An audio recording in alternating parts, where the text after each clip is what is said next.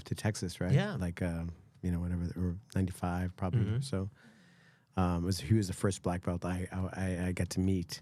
Mm-hmm. 94, I think it was 94 probably then. Yeah. 95. And he lined everybody up and just went through every single person and tapped them all out like it was like nothing. Yeah. Like a warm up, you know. No effort, right? And I was like, wow, that's what a black belt is. And I just assumed back then I'm never going to get there. Yeah, I'm never going to be at that level, and especially because I think back then it was only Brazilians. Right.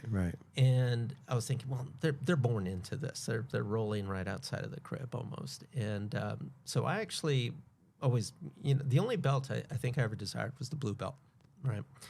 And the one thing I miss about these days is it was early in. It was still in the UFC was still in the single digits. Yeah. And we would get, they're not quite dojo stormers, but there were people that wanted to test themselves. Yeah. And they were always friendly. And I remember there was a bullpen of blue belts there, right? And I didn't realize then that I was the fresh meat, right? I was the white belt. I was the easy target, the one that people enjoyed probably tossing around and torturing. But the blue belts were such a strong, stable, and they were the first line of defense because the Machados, I think on a weekly basis, we'd have someone that wanted to test themselves. So they'd always have to go with the blue belt first, you know. Hey, Gilbert Chi, come over here, go with this guy. He's a wrestler guy, you know, wants to try out jiu-jitsu. And those were like battles, you know, back in those days. But when the blue belts... And you had to represent. You had to represent. Put it down. You had all your friends watching. It was like your honor and your everything, right? It's a challenge, right? And so I wanted to be athletic wrestling guys that, you know, were out to prove.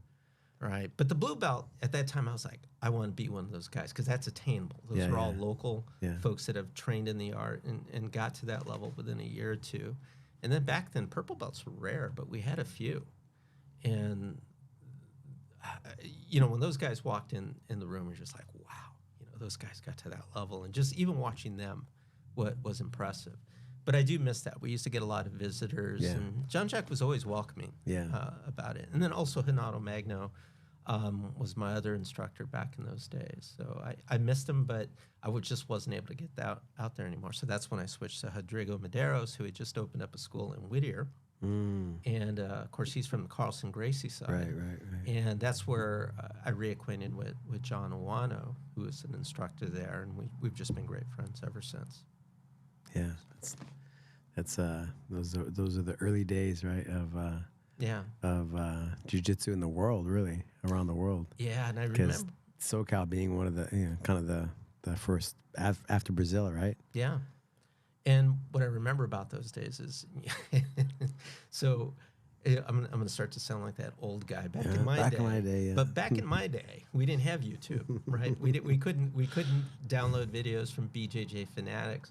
So we'd always have to hope that we can get one of those VHS copies of a copy of a copy. And I remember the two videos that I got my hands on. One was it actually wasn't the full movie. It was the outtakes from Hicks and Gracie Choke. Okay. You remember the one where he's doing all the breathing techniques? And so that one I got. And another one, I think it was the first Mundials from Brazil. Tijuca Tennis Club, the very first one. It was such a poor quality copy, but I just watched that. How'd you get the video?